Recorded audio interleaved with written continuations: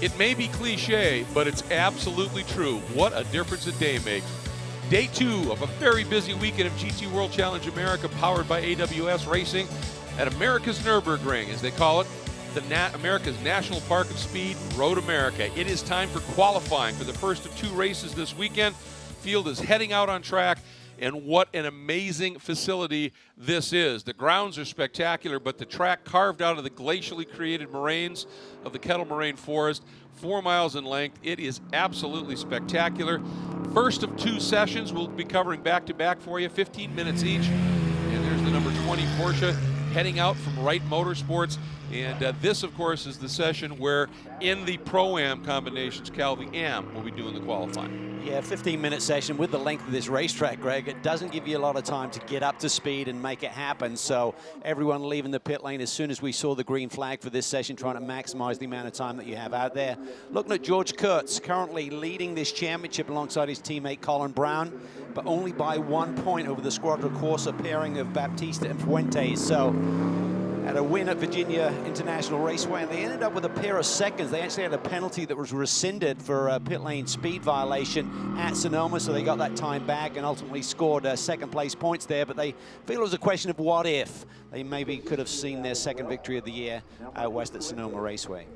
They were well placed at that point, to be sure, and they have really come alive this year. And both of the drivers, you know, Colin Brown, who's about as accomplished as they get in the pro ranks, he has said it too, but especially I think applicable for George Kurtz here. This Evo version of this Mercedes GT3 machine just suits him incredibly well. It does, and to drive one of these cars quick, particularly at a racetrack as demanding as this, you need that comfort factor. We see Shelby Blackstock flash across the line to start his first time lap aboard the Acura NSX. They've been unbeaten in the silver category this year, but they've got a bit of competition here this weekend with the Winward Racing pairing of Indy Donchi and Russell Ward. They could give them a run for their money. Yeah, both of them have proven to be very, very quick in respective categories and other programs as well, so this should be interesting. Just as some comparisons here, in 2015, Butch Leitzinger in qualifying in the Bentley GT3 machine lapped this track at a 2-minute 3.9. Things have changed a little bit. Some of the cars more downforce, so not quite as quick in a straight line. Last year's pole time set by Daniel Serra, which was, I think, just an absolutely perfect one-off fluke lap, was a 2:04.5, but we saw a number of people that were in the 2:05, mid-2:05 range, so I would guess that would be a pretty solid target here.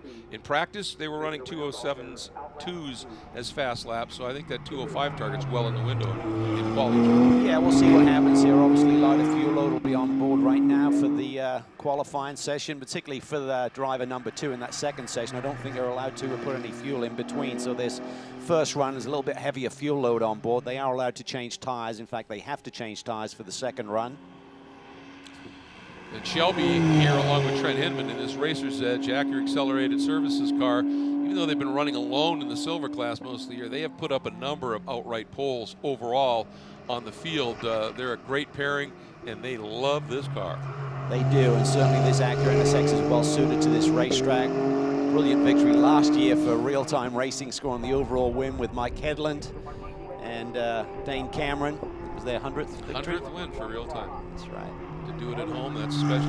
The big chicken feed was last night. They have kept that tradition alive. See here, this is the first lap of somebody at significant pace here. And we'll see when he turns. It's not going to be in the 2:05 range, but a 2:07.4. So next lap should be the ones we're going to see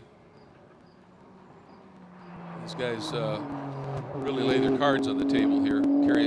We talk about these corners, the carousel, the kink, and everything. Turn 1 is a deceptively fast corner. It is. I mean, there are no giveaway corners here. True. Everyone has its own challenge, but certainly turn 1. What I love about this circuit is the corners are long. You're long duration corners. You're in them for a long time. So if you get the car working, particularly over 4 miles and 14 corners, you know what I mean? You can really get a big jump on the competition in terms of your lap time. So there's big chunks to be made here if you hit that sweet spot like Daniel Serra did last year.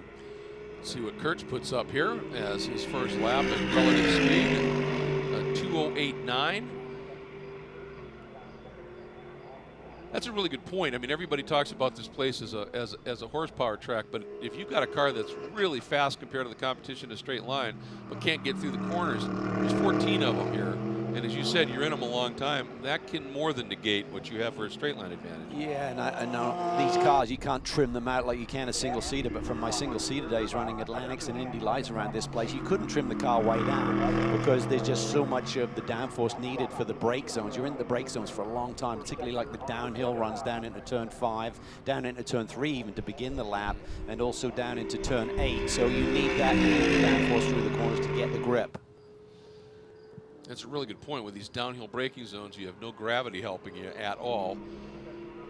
Here's a look at Fred Pourdad, who I think has been a bit of a revelation this year. I mean, you know, he had stepped it up in the GT3 Cup Series that he ran for Wright in the past, but moving up into these GT3 cars is pretty serious stuff.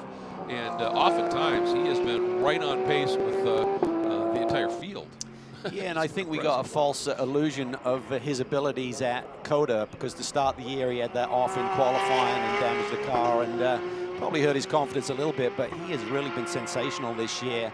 Paired with young Max Root, who he's really enjoying seeing this young man's progress, really feels that he's a star of the future. So it's a great pairing run by a great team with John Wright at Wright Motorsports, of course. So they got all of the tools there with the Porsche, and we thought they were going to be bumped up to the Pro-Am category. The late news is they are going to continue to run in the M category here this weekend.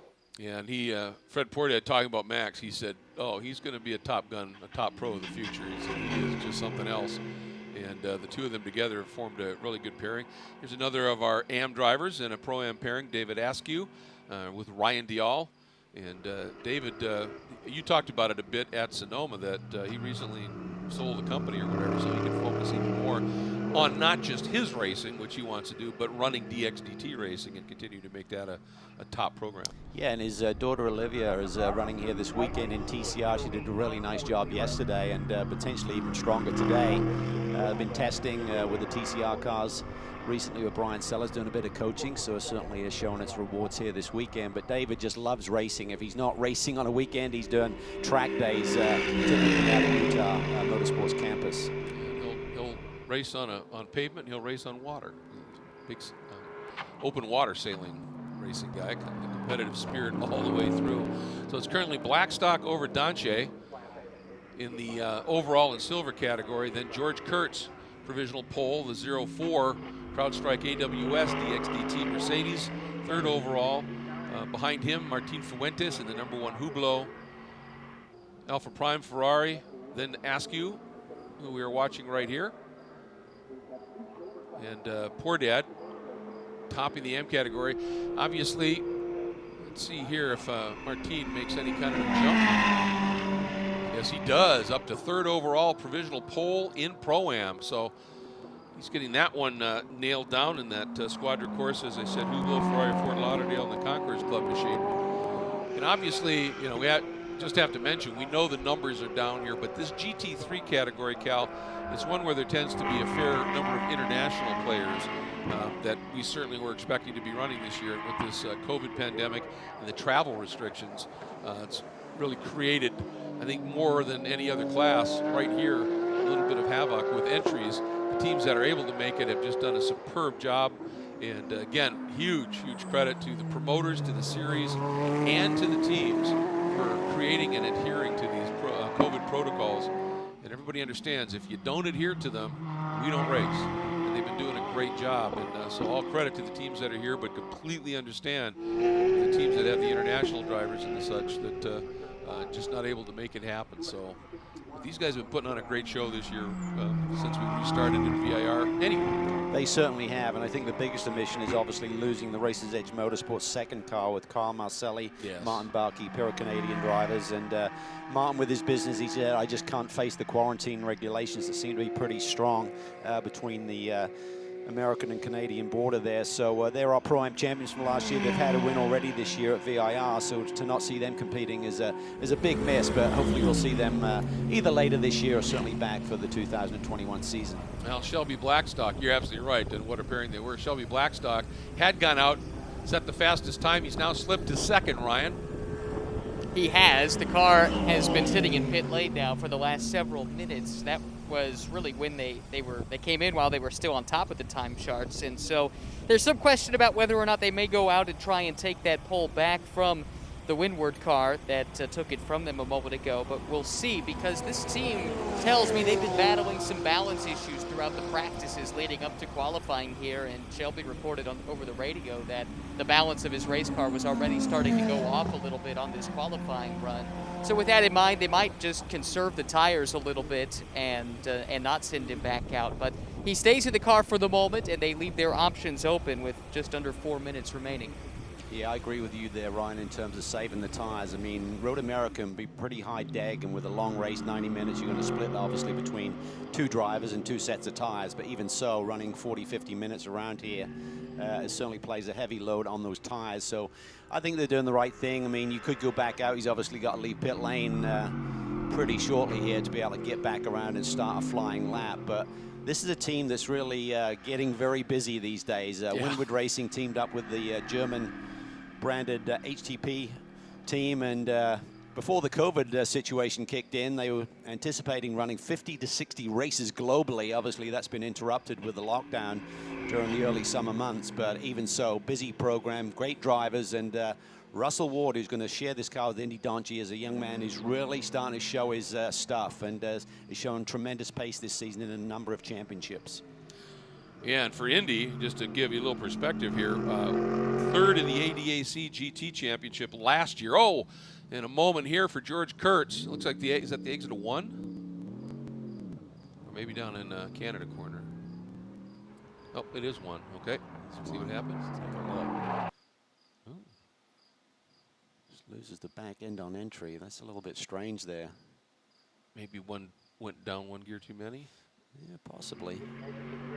Got away with it, other than perhaps a little damage to those tires. Yeah, he's not going to be able to, well, I guess he could recover. He's got enough time on board if he hasn't flat spotted those tires to get back around and try and start a good clean lap. You don't need to have finished your lap by the time the clock runs out. Just start it, of course. So we'll see what he can come up with here in the last couple of minutes. Yeah, it's currently Doncic on the provisional pole with a 2-minute 6.996 second lap. Then Blackstock, so Mercedes and Acura, Blackstock at a 2:07.5 essentially that he set. Then Fuentes on the Pro-Am pole at a 2:08.2. Kurtz at a 2:08.6. Ferrari and Mercedes. Then Pourdad at a 2:10.1 and Askew at a 2:10.3. That is the order at this stage. And this is one of those tracks, you know, we talk about if the car's fast and everything, you can get some great time. But we also alluded to it. If there's 14 counted corners, there's a few more little bends here and there. And if you're off by just a little bit and you're losing a 1/2 tenth in each corner, well, times 14, that adds up to a chunk.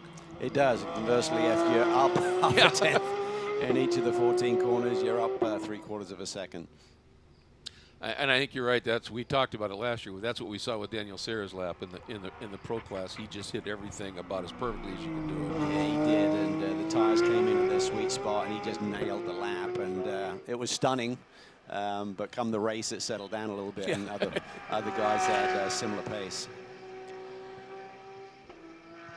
Of course, and this session ends in less than a minute. They will spend a little time down in pit lane. As you said, no refueling on the car, which you probably don't want to do anyway. You want it to be light and do the driver change, and you can change tires. And we should point out to people here that you get an allotment of tires for the entire weekend, but now a change this year. How you use them is up to you. Yes, yeah, you don't have to start on the same set you qualify with, so there's a bit of strategy you can play with there. All right, see if Mr. Pourdad can improve on his 2:10.1. He's a personal best in both the first sectors, so they should improve on his fastest lap. See where he goes. Maybe the low 9s. Let's take a look. Look at that. 2:09.3. So found a nice little chunk. Yep, he found that 1/2 tenth or so in each corner. There you go. All right, there's the 04, the CrowdStrike AWS entry, and out of the car comes George Kurtz, having a little chat with Colin.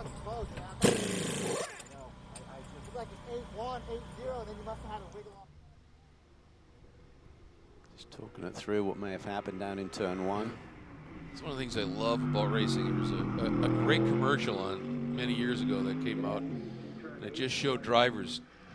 You didn't hear anything, but it was the hands, stuff with the hands. And it said, there are over 1,000 languages in the world. This is the language of racing. And just you know, to watch the drivers debrief or bench race and talking about that is really special. Askew's pushing it through there. He's just about to hit sector 2 there, so personal best.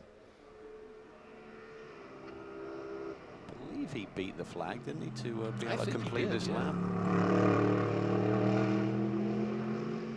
Yeah, he's had personal best in each sector so far, hasn't he? I believe this is a new car. Got a report they may be on a new chassis here this weekend. Have to confirm that. Running the new updated Evo kit earlier in the season, and yeah, David stays out, so should improve on this lap. His previous best was 2:10.3. See if he can dip into the 9s here. Yes, he does. 2:09.6. Half a tenth per corner, 17. Yeah. It is, isn't it? For Fred Portad, it was so close when he got to the line. I don't know whether he made it or not. Looks like he might be, we'll have to wait and see, but he might be staying out. I think he is.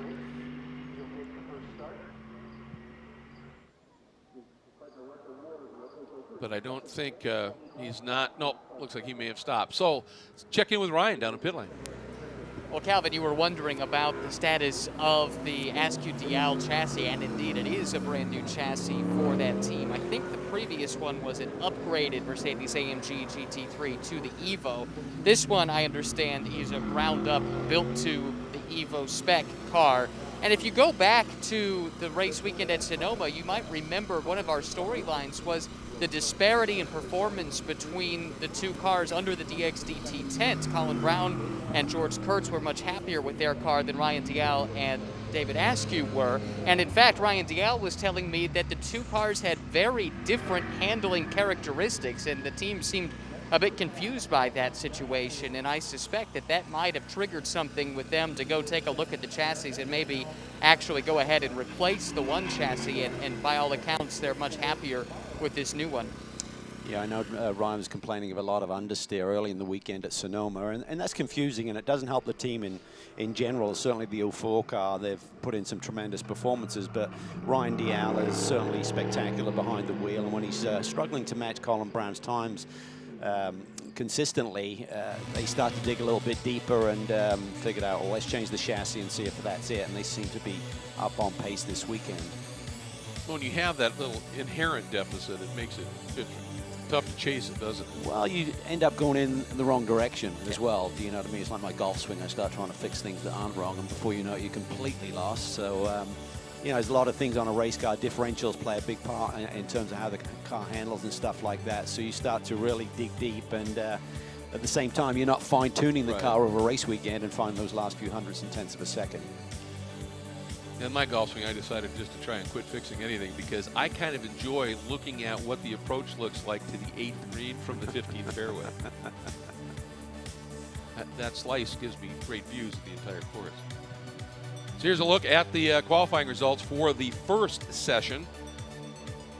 And we have the second session will be coming up momentarily, and we'll establish the grid for Sunday's race. And this will be sort of the all-pro qualifying session here. There's Ryan Dial making his way on board.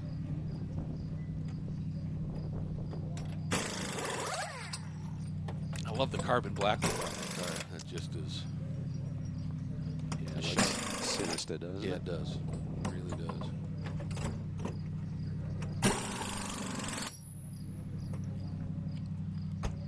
So a little foreshadowing for the race coming up later. Mandatory pit stop. The pit window is different than it is this weekend in terms of time than it was for GT4, isn't it?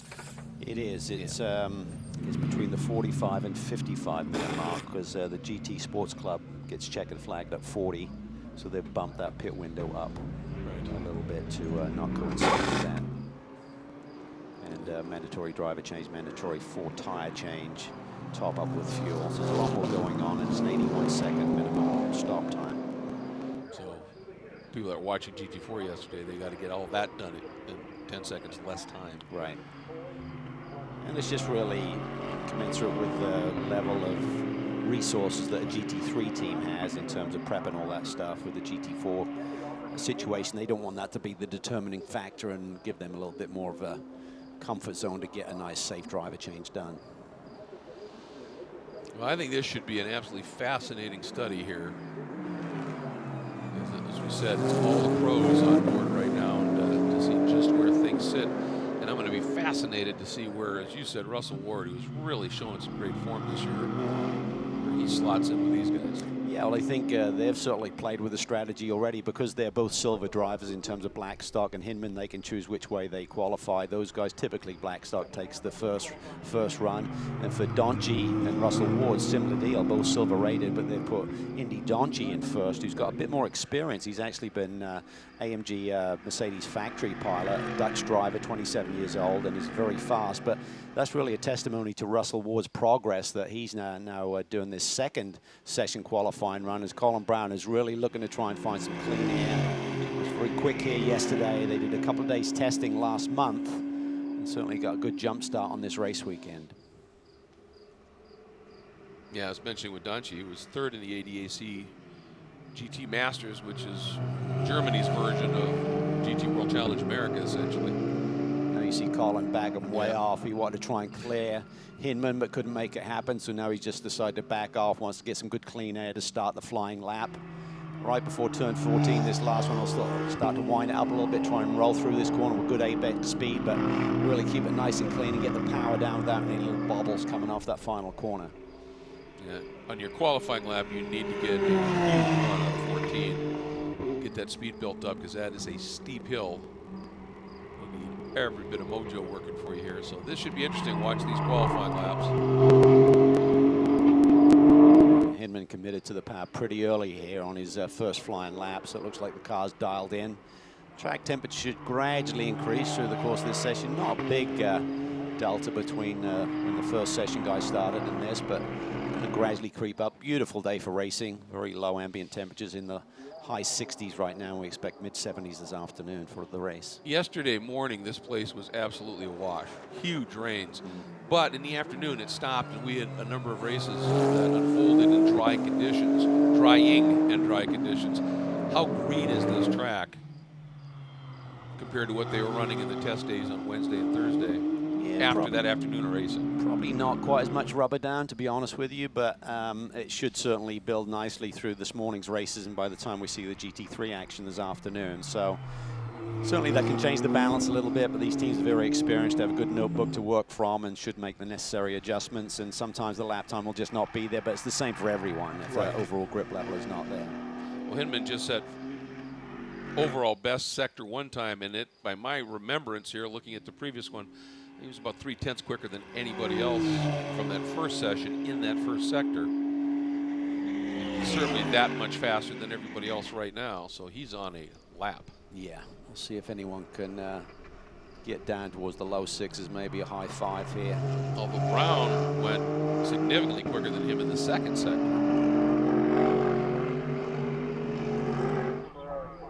So Brown might actually be a little ahead on this lap with that second sector time. Let's watch what happens here. Hinman right to the edge, full commitment. Let's see what he does for time, and then watch for Brown right behind him coming through. Here we go. A 2:06.5 for Hinman, but watch for Brown coming up the hill. What does he put up? 6.4. There you go. This could be a great battle here. Ward a low 7, but I expect him with his experience to not warm up, but take a little bit more time to find the sweet spot with the car. You got someone to chase there in front of him. It's always nice to have that carrot just down the road, no pun intended, with the orange livery on the Crowd Strike machine, but certainly for Russell Ward, he can see that Mercedes similar car up front. Dial jumps to the top, just pipping his teammates. So we talked about that change of chassis and looking for those vital few tenths. Well, maybe Ryan Dial aboard the 63 car They suddenly found the magic formula with the new car they're running this weekend. Yeah, he wasn't purple in any of the sectors on that lap, but personal best and right close to the time set by the drivers that had gone fastest overall. And you put that kind of a lap together, and that's what can happen. Ooh, a big off by Colin Brown. Held on to it. That's turn 7. That's tricky. It really is. The road goes away from you, and it doesn't save you at the end. Just you need to have the load in the car and basically have the radius set. And if you ask for a bit more from the racetrack, it's not going to give it to you there, and he dropped wheels there. That will cost him time. Could hurt this lap big time. He pushed a little wide there in the start of the carousel as well, and that may have just been the tires. Didn't quite have the grip after that off. We'll try and take a look and see how it affects his second sector there. Yeah, he was off his personal best through there, so it looks like it did cost him a little bit of time. Baptista to the top in the Ferrari, though, at a 2-minute 6.2. Wow, did he just uncork one? Well, we saw evidence last year how good the Ferrari could be around here. Yeah, and Rodrigo was quickest in both the wet. Not many people went out in the wet session early yesterday, but was fastest in the dry as well. So probably not a big surprise, but should be a great battle here. Relatively small field, but some really competitive drivers running lap times very close to each other on this 4-mile circuit. Hinman jumps to the top with a 206.1. Baptista at 206.2. Brown at a 206.2. Dial at 206.4. But just about to complete his lap. Boy, even with that, watch Dial. That near off in 7, Brown improved his time. Yeah, Dial can jump to the top here. Yes, he does. In the 5s. Here we go. 2-minute 5.882. Ryan Dial, I think they're liking that new chassis. Yeah, that'll be a big confidence boost for that group. And particularly at the level of Colin Brown and Ryan Dial, you don't want to be consistently pipped by your teammate. Everyone's watching. Well, why is he a little bit quicker than you under the same awning? So for Ryan Dial, it's been a tough start to this season. Not like he's been way off, but just missing those vital few tenths here and there.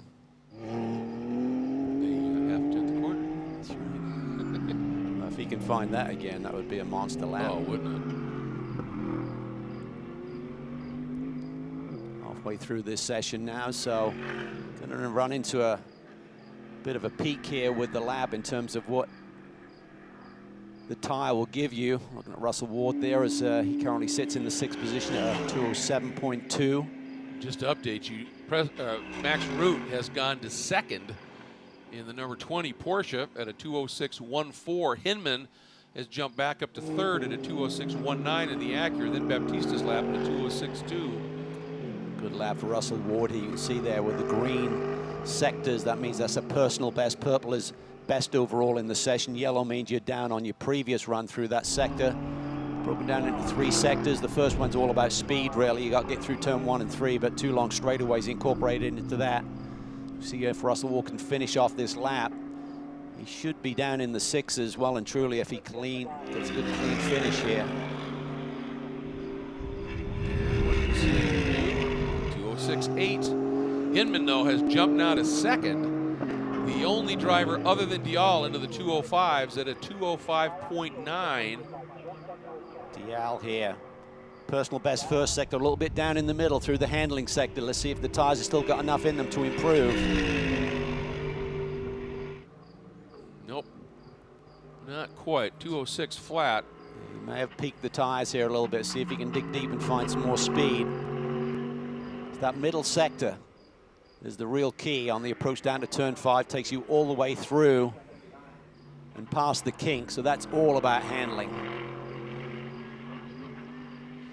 So Dial, Hinman, Brown, Root now at 206.145, and Baptista has slipped to 5th. What a battle we're going to see. We've got 5 drivers within 0.4 of a second of one another. Just spectacular. And then Ward not that far. He's within a second of the pole. Yeah, and he's continuing to improve on this lap as well over his personal best. So see if he can jump up a little bit.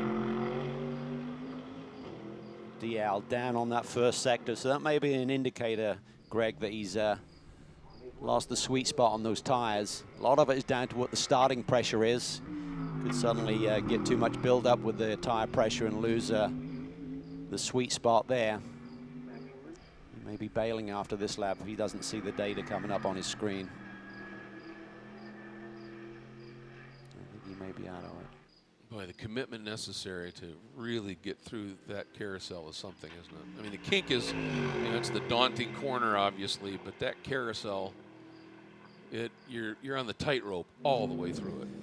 Yeah, and he's just not got that little edge that he had earlier in the session, so he's literally trying to hang on here. This will not be a faster lap for DL. We'll see if he pits and feels that the best is gone now.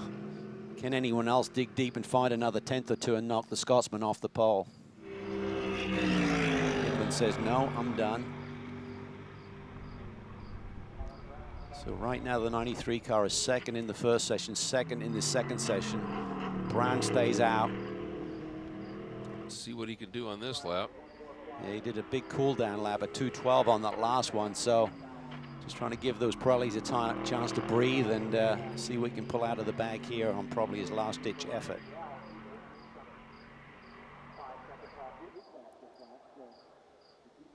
Heading down the section of track called the Moraine Sweep from turn 3 to 5. Here's that downhill braking zone.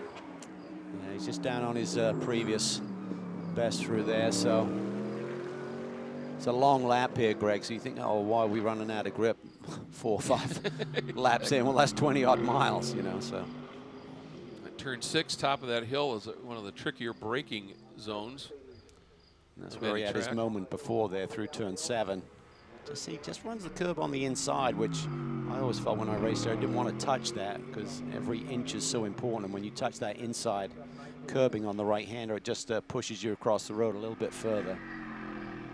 You like the safety aspect of just feeling it, that you're right on line, but it can hurt you as well because it unsettles the car just a bit. Well, as you pointed out, turn 7, it's a very quick corner, and it's all off camber from apex out, isn't it? It does. So you need the main cornering load out of the car. If you're still loading it up through the very finish of that, you got to hang on. Yeah, very similar to Vial's time, just that little bit off. Yeah, I would suspect we might see him. Well, pretty good commitment there. Let's see what he does. He stays out. Stays out. He's feeling, well, if I just clean up. And sometimes it's hard. You're just out there as a driver. You're trying to perfect every corner, but just the percentage of grip is just down. You think, oh, I just absolutely nailed that. But the grip level isn't quite there, so you're down a small percentage through each turn. His best is a 206 flat. At lap was a 206.3. So 0.3 of a second. Yeah, I think he's off it now, though. Yeah. So DL on the new car. Yeah. Grabs the pole, it looks like. Great run. And Askew looked pretty racy in that, too. So Ryan's had 3 fast laps during the course of the season, but this is his first and the team's first pole. And he does it with some flourish, putting it on the overall point. Yeah, and qualifying is so important with these GT3 machines. Not so much here at Road Americas. There's some great overtaking opportunities, but on some circuits that we run on, if you've got poor track position, you can have a fast car and maybe get the car dialed in by race time. But suddenly, you know, you just can't do anything with it because they're so downforce reliant. Here's a look at the top 5 speeds powered by AWS. And these are at the kink is where they're getting these speeds. So it gives you an idea of just what kind of speeds they're running through one of the most daunting corners in North America. And that Racer's Edge accurate up over 160 miles an hour, Cal. Yeah, it just makes me wonder, we're looking at the times for the 63 car, if they're just running a bit more downforce to get around this track and give the lap time for the pole position. And in these GT3 homologated cars where, you know, you can't change the, you know, dive planes, you can't put on bigger splitters, etc. You can adjust the rear wing a little bit, obviously, but what can you do to change the amount of downforce on the front of the car? Well, there isn't much you can do. You really got to kind of band-aid it through ride height or, you know, stiffer front spring or something to take some downforce away. So you're trying to balance that. That's the key. If you just keep changing that rear wing to trim out, well, you still got to balance the car, you know, because suddenly you're going to have a loose race car. So you got to try and take some mechanical grip away maybe on the front end. So in preparation for the 8th round of the championship, qualifying in the books, and here is how the GT World Challenge America, powered by AWS, lineup will be for that race. Dial and Askew on the pole in the Isalco DXDT Mercedes-AMG GT3. Second on the outside of the front row, Blackstock and Hinman for Racer's Edge and the Acura Accelerated Services. NSX GT3, then Colin Brown and George Kurtz in the CrowdStrike AWS DXDT Mercedes. Fred Bordad and Max Root in the Wright Motorsports Porsche. And they've shown an ability to run right with everybody in that Hopkins Investments and Equitable entry. Then Martin Fuentes and Rodrigo Baptista in the Hublot Ferrari of Fort Lauderdale Concours Club Squadra Corsa Ferrari. And then Russell Ward and Indy Danshi in the Windward Racing Mercedes AMG with support from TechMet as the checker officially flies. Everybody in the pits already. So that's how the stage is set for qualifying, and it really started in the first session. Shelby Blackstock went out and put in the first lap at significant speed. We're enjoying watching Indy Danche as he was hustling that Windward machine around. Yeah, and ended up with a very fast time. Fuentes always a factor here. And then in the second session, Baptista went out and threw it up to the top briefly. Then this little moment down in turn 1 for George Kurtz. Got away with it, didn't even get the gravel. May have damaged the tires just a little bit. Got back after it again, Colin Brown in that session. And then Ryan Dial climbed behind the wheel.